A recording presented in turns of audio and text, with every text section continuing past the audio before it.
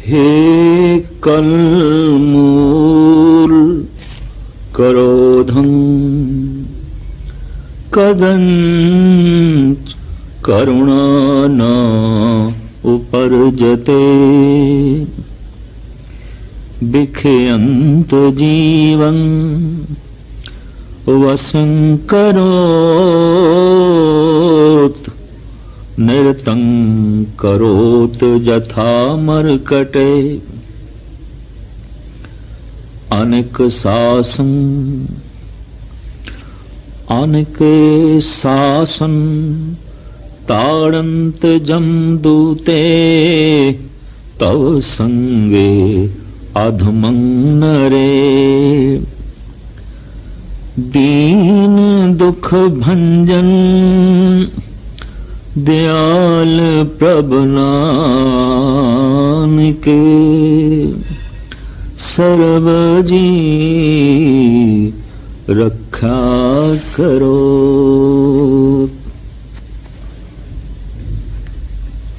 विद्वाना ने क्रोध नूं अगन के है, बड़ी प्रचंड अगन जो मन दे चों उठ के तन नूं भी राख कर दिए। महान एक प्रबल अग्नि क्रोध तां थोड़ा बहुत पशु पक्षियां दिस भी देखण नूं मिलदा है, लेकिन क्रोध दी अगन मनुख दे च बड़ी प्रचंड है, बड़ी प्रबल है।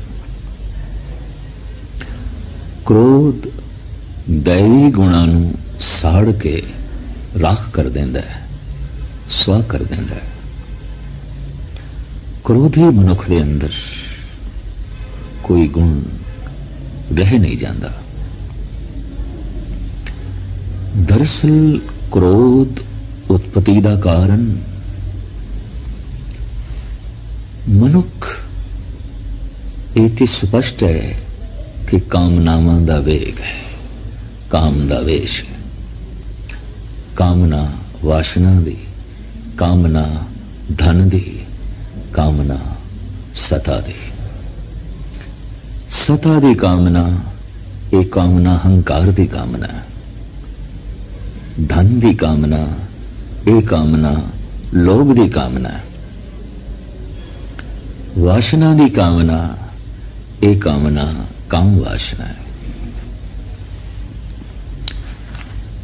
जिस तो वासना दी तृप्ति हो जाए, जो लोभ पूर्ति दे सहायक होवे, मददगार होवे,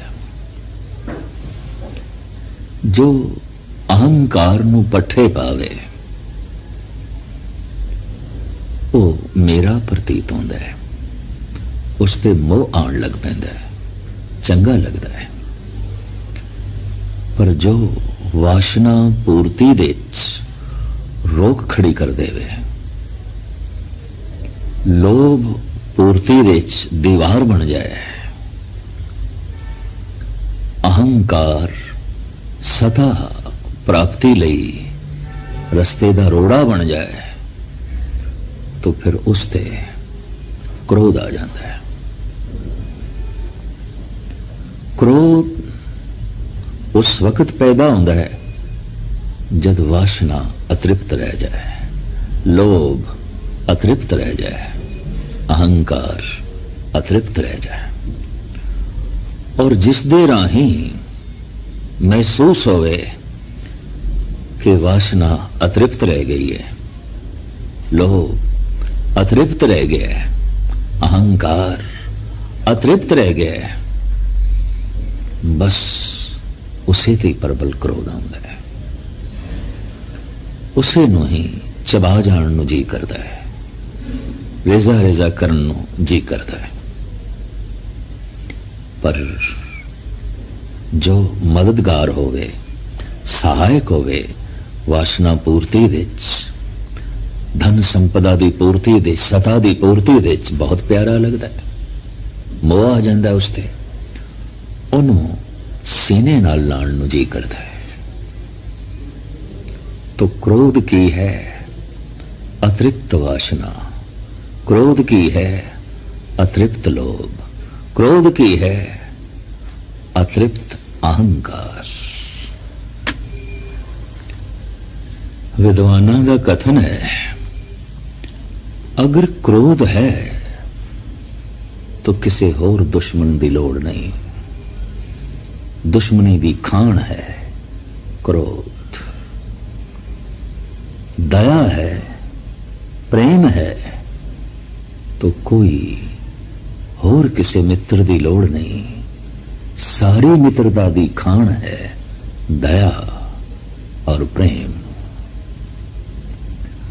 क्रोधी ते देवतियां तक नूं दुश्मन बना लेंदा है, प्रेमी गलियां दे कख नूं भी मित्र बना लेंदा है, राक्षसां नूं भी मित्र बना लेंदा है। क्रोधी महामूढ़ है, प्रेमी ज्ञानी है, सियाणा है, सूझवान है, सुचेत है। तदी ते कहने ने क्रोध पैदा ही अचेत अवस्था तो होता है। उर्दू की कहावत, गुस्सा बेवकूफी से शुरू होकर पश्चाताप पे जाके खत्म हो जाता है। क्रोध अगर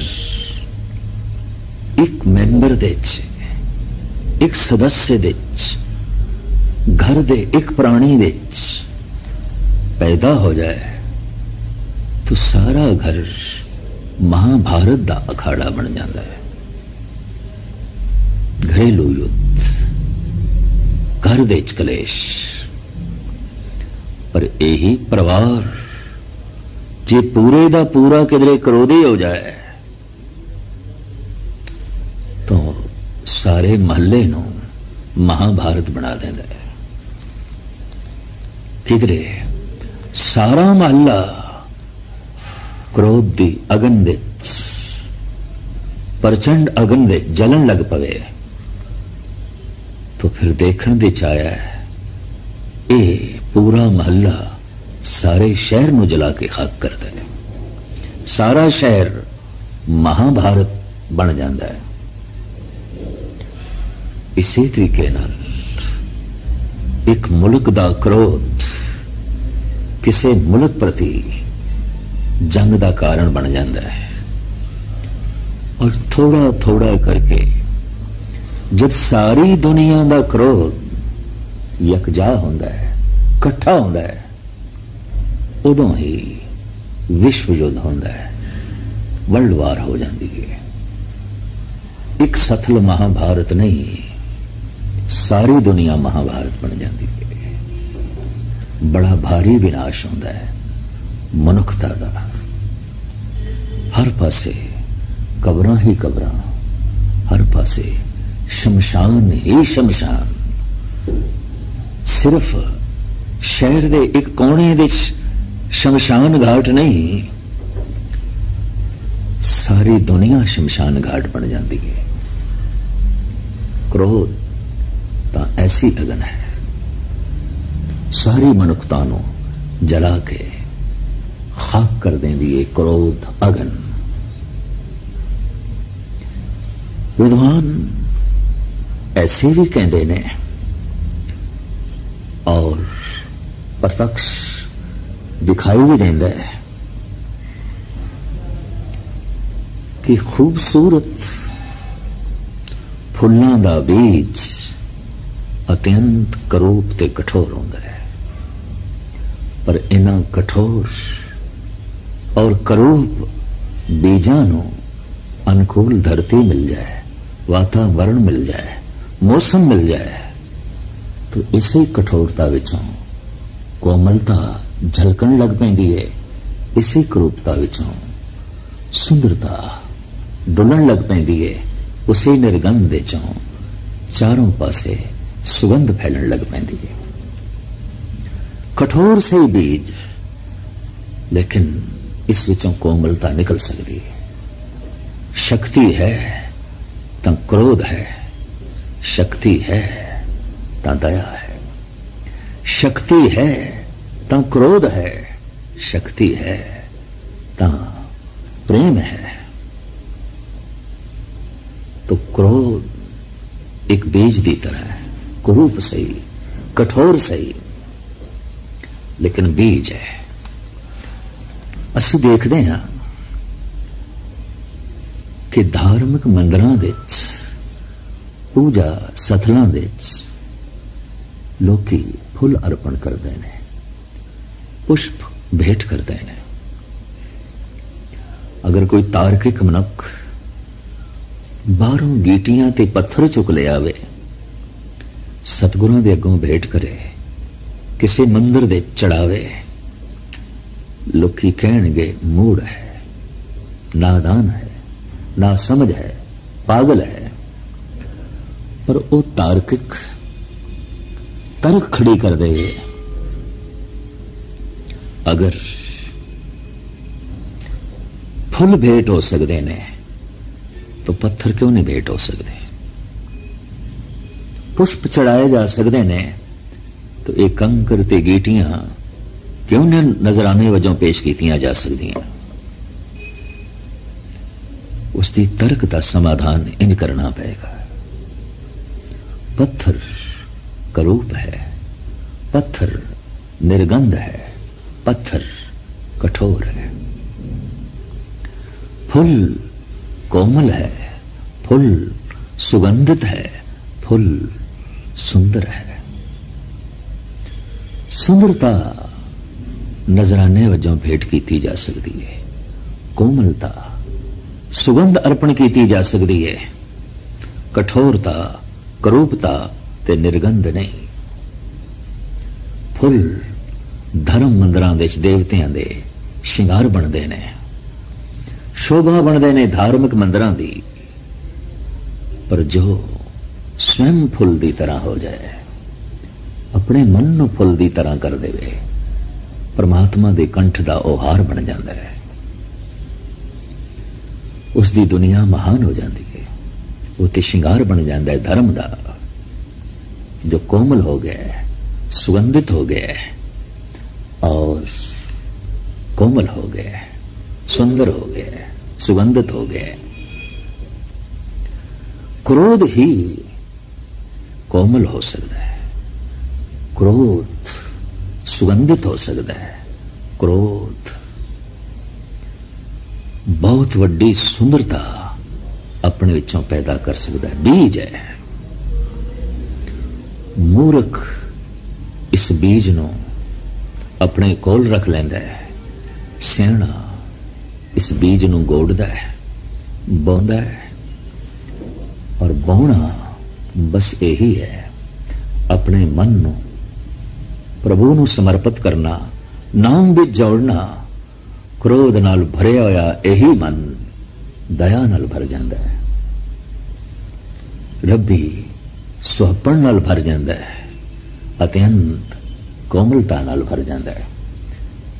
इस नूं खत्म करने का यही इलाज है, प्रभु चिंतन, प्रभु चिंतन, उस विच अपना मन जोड़ना। सार कितावली दा करता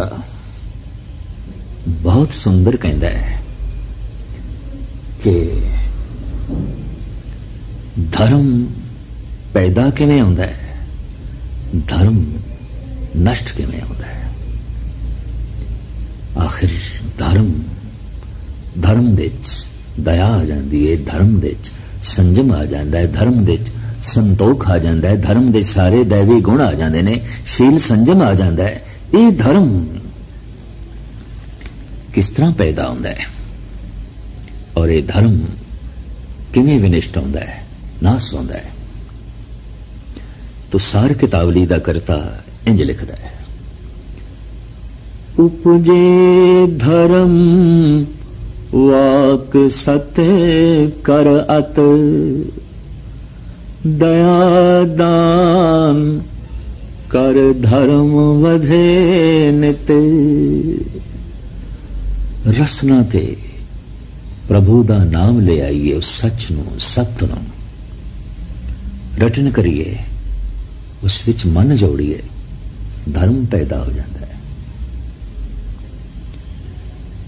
धर्म दा बूटा अंकुरित हो जाता है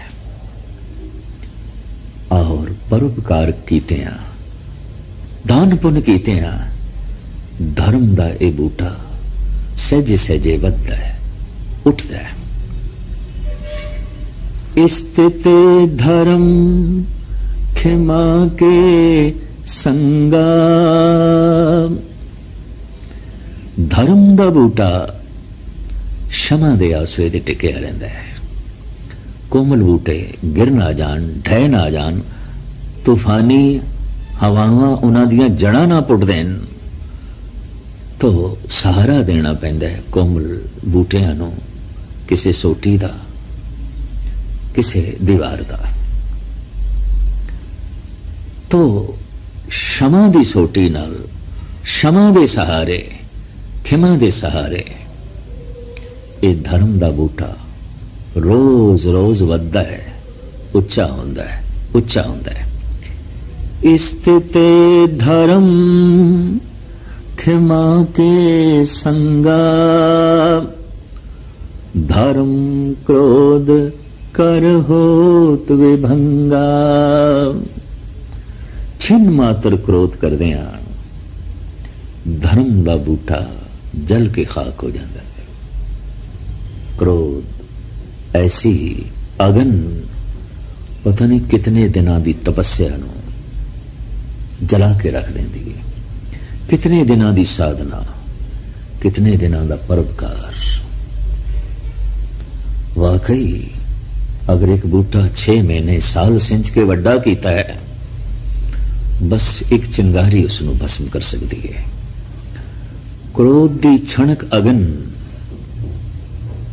छोटी जी अग्नि कीते किताए पैदा होए धर्म नूं नष्ट करके रख देंदी। क्रोध वास्तविक मूर्खता दी बुनियाद ते खड़ा हुंदा है। क्रोधी सियाणा नहीं हो सकता। क्रोध बारे कुछ होर जानकारियां इस तरह दी ने। जर्मन दी गल है, एक मां बच्चा ले आई है डॉक्टर को, मुर्दा, रोंदी हुई, चीखदी हुई। डॉक्टर भी हैरान है, जदे मर ही चुके है ते मेरे को लियाण दा मतलब, जदे खत्म ही हो गया है, फिर ये रोंदी हुई इत्थे क्यों ले आई है? डॉक्टर कहंदा है ते मुर्दा है। रोंदी हुई, बिलखदी हुई, ममता दी मारी मांग कह रही है, हाँ मर गया ये तो ठीक है, पर मैं इस वास्ते ले आई है, क्यों मरिया है, किवें मरिया है, मैनू कुछ कारण नहीं दिखाई देंदा। अच्छा तो इस वास्ते ले आई है। डॉक्टर उस बच्चे नू वेखदा है, अपनी सियाणप नाल जांच पड़ताल करदा है। मां नू पुछदा है, ए दस किवें गुजरिया, कदों गुजरिया? बस मेरी गोद देसी, मेरा दुध पींदियां ही पींदियां ये सिर सुट बैठा है, खत्म हो गया। तो मतलब होया तेरा दुध पींदियां पींदियां मर गया। क्या दसेंगी, जिस वक्त तू इस बच्चे नू दुध पिला रही सी, तेरी मनोदशा की सी, तेरी मानसिक हालत की सी? ये मां कहती है, मेरा ते पति नाल झगड़ा चल रहा सी, बहुत उच्ची बोल चाल चल रही सी, ये बच्चा विचकार रोन लग पिया, मैं इसनूं दुध पिलाण लग पई, पर गाली गलोच साडी चल रही सी, मैं क्रोध नाल उबली हुई सी। तो डॉक्टर ने कहा, ऐ बीवी, तू इस बच्चे को दूध नहीं पिलाया, जहर पिलाया है। जब तू क्रोध नाल उबली, क्रोध करके तेरिया शरीर दियां ग्रंथियां ने जहर उबलनी शुरू की थी। उन्हां गंढां चो जहर निकली, वो खून विच पिवस्त हुई, वो दुध विच लीन हुई। तो बच्चे नू जहरीला दुध पिलाया है। तेरे क्रोध करके जहरीला हो गया तेरा दुध। इसका मतलब है क्रोध जहर है और सारे शरीर नू जहरीला कर देंदा है। पर इस तो उल्ट भी हो सकता है। अगर शरीर जहर नाल भर सकता है, खून जहरीला हो सकता है, तो खून अमृतमयी हो सकता है, शरीर अमृतमयी हो सकता है। परम भगत श्री नामदेव जी महाराज दा फरमान, 10 बैरागन मोहे बस कीनी, पंचों का मिटना। 70 दोए भरे अमृत सरे, बिख को मार कढ़ाओ। पाछे बहुर नयावन पाओ, अमृत बाणी घटते उचरो, आत्म को समझाओ। ये 10 इंद्रिय मैं काबूच कर लेने। 5 विषयां दा ते नामो निशान मिट गया है। वासना, क्रोध, लोभ, मोह, अहंकार, इन्हां दा नामो निशान ही मिट गया है। ये ते रहे ही नहीं। 70 दोए भरे अमृत सर, बिख को मार कढ़ाओ।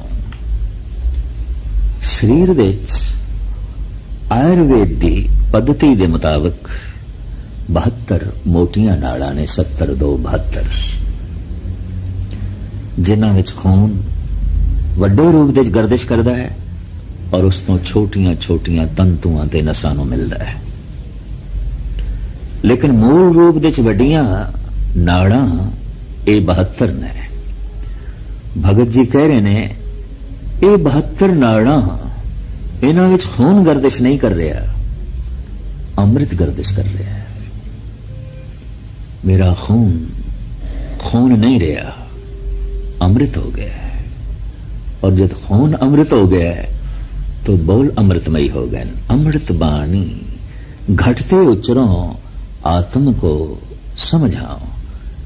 जे खून अमृत हो गया है तो दृष्टि अमृतमयी हो जाती है, बोल अमृतमयी हो जाते हैं। रोम रोम दे चों अमृत दियां तरंगां निकलदियां ने। इसनूं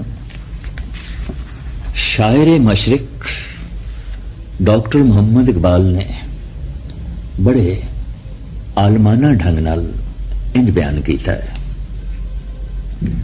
एक फूल गर चाहे तो गुलिस्तान बन जाए, इंद बूंद गर चाहे तो तूफान बन जाए।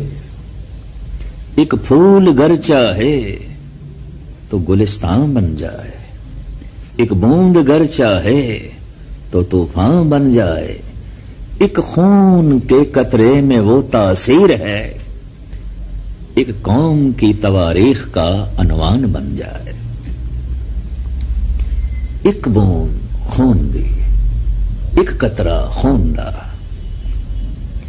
जे किधरे उस दे सही ढंग दा उछाल आ गया, समुची कौम दी तवारीख दा, इतिहास दा सिरलेख बन जाता है, सिरमौर बन जाता है।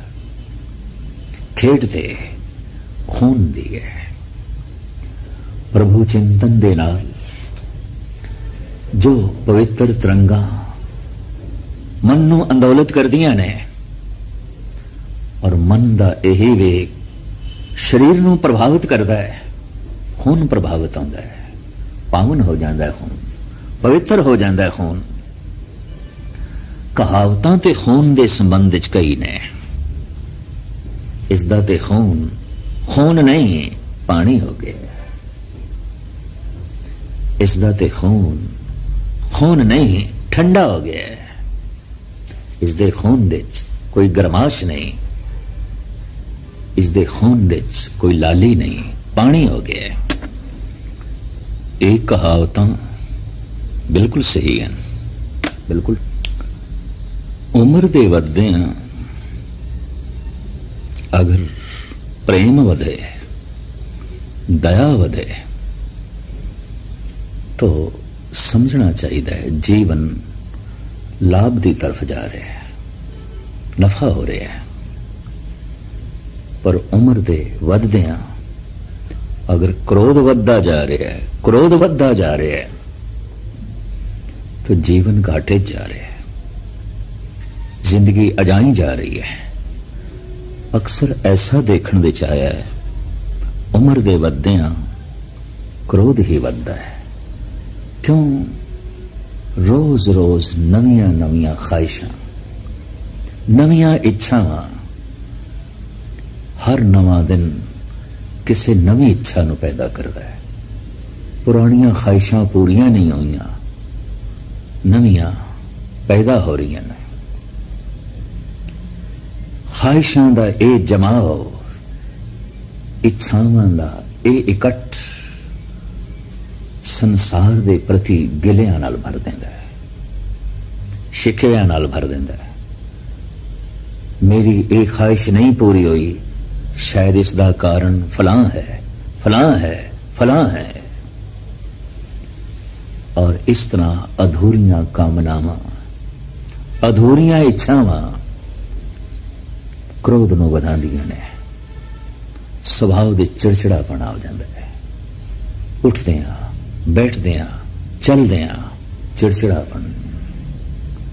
और यही चिड़चिड़ापन, एक क्रोध सारे परिवार का दुश्मन बन बैठता है और सारा परिवार इस तो नफरत करने लग पैंदा है।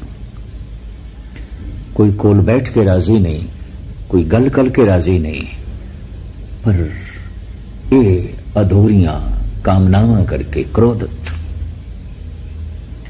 काश प्रभु का सिमरन होंदा, ते प्रभु का सिमरन एक महान गुण रखता है। गलत ख्वाहिशां सारियां खत्म कर देंदा है और चंगियां पूरियां कर देंदा है, या रजा विच राजी रहने की बिरती बना देंदा है। हर वक्त मनुख शुकराने नाल भरिया रहंदा है, धनवाद नाल भरिया रहंदा है। अगर गिले ते शिकवे वधदे जाण तो फिर क्रोध वधदा रहंदा है, वधदा रहंदा है। धनवाद ते प्रार्थना दा भाव, बार बार शुकराना क्रोध नूं शांत करता है। सिर्फ शांति नहीं करता, खत्म कर देता है। इस वास्ते विनिम्र मनुख हर वक्त धनवाद नाल भरे हुए है और हर एक दे प्रति धनवाद नाल भरे हुए है। वो परमात्मा दा धनवाद करता है, परमात्मा की कृत का धनवाद करता है। हे प्रभु, सूरज बन के मैनू चानना दे रहे हैं, हवा बन के तू मैनू प्राण दे रहे हैं, धरती बन के तू मैनू टिकाणा दे रहे हैं। शांतमयी हर वक्त ते हर एक दे प्रति धनवाद नाल भरे होया है। क्रोधी हर वक्त ते हर एक दे प्रति गिलियां नाल भरे होया है, गिलियां नाल भरे होया है।